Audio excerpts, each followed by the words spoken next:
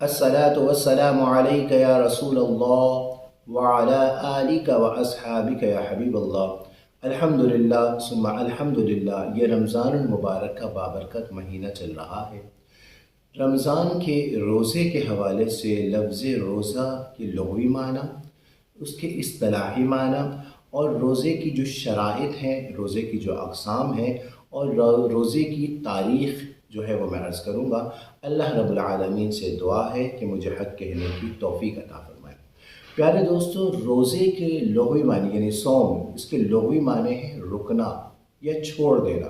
कुरान पाक सूरह मरियम में आता है, बिस्मिल्लाहिर्रहमानिर्रहीम, इन्नी नज़रतु लिर्रहमानि सौमा।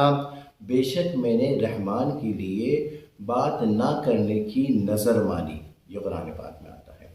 रोज़े के इस्तिलाही माना यानी शरई माना यह है कि खाने पीने और हुकूक़ ज़ौजैन यानी अमल तज़वीज से रुकने का नाम शरीयत में सौम है यानी रोज़ा है।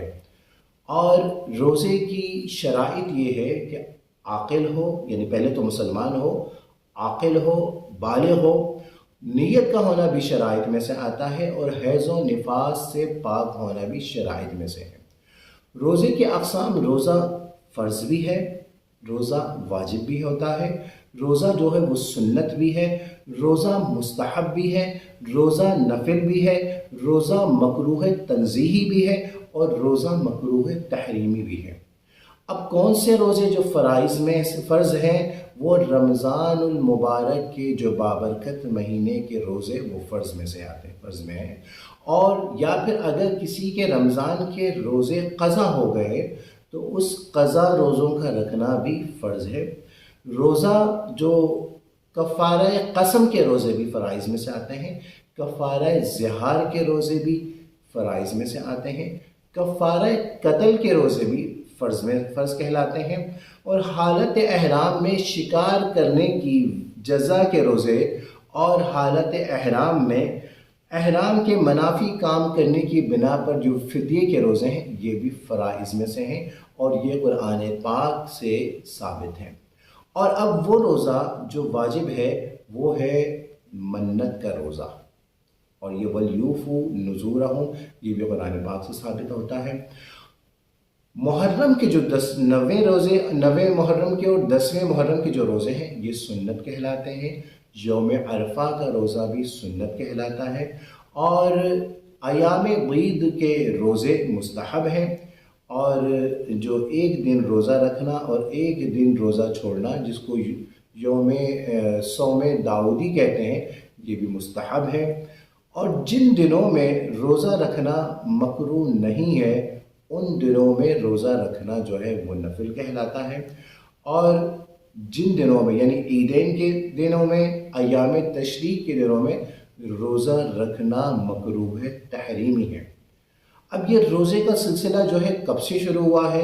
क्या सिर्फ मुसलमानों पर रोज़े फ़र्ज़ हैं या हमसे पहले भी लोगों पर फ़र्ज़ थे? कुरान पाक में अल्लाह फरमाता है, बिस्मिल्लाहिर्रहमानिर्रहीम, या अय्युहल्लज़ीना आमनू कुतिबा अलैकुमुस्सियामु कमा कुतिबा अलल्लज़ीना मिन क़ब्लिकुम लअल्लकुम तत्तक़ून। ए ईमान वालो, तुम पर रोज़े फ़र्ज़ किए गए और तुमसे पहले पर भी रोज़े फ़र्ज़ किए गए थे ताकि तुम तक़वा हासिल करो। तो पता ये चलता है कि हम पर तो रोज़े फ़र्ज़ हुए हैं और अहले हुज़ूर की उम्मत पर 2 हिजरी शाबानुल मुअज़्ज़म के मौके पर ये आयत नाज़िल हुई और तब रोज़ा फ़र्ज़ हुआ। और मुसलमानों से पहले अहले किताब पर भी रोज़े फ़र्ज़ थे। तो अल्लाह रब्बुल आलमीन से दुआ है कि हमें बाकायदा तौर पर रोज़े के समरात हासिल करने की तौफ़ीक़ अता फ़रमाए।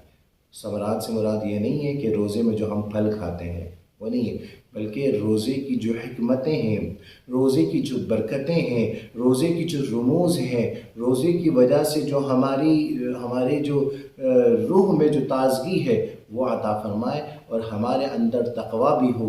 और रोज़े की वजह से जिस तरीके से हम रोज़े में रहकर हम जायज़ चीज़ों से, हलाल चीज़ों से, अल्लाह के हुक्म से रुकते हैं, इसी तरीके से हम हराम चीज़ों से भी अपने आप को अल्लाह के हुक्म से रोकें और ये कंट्रोल हमारे अंदर पैदा हो।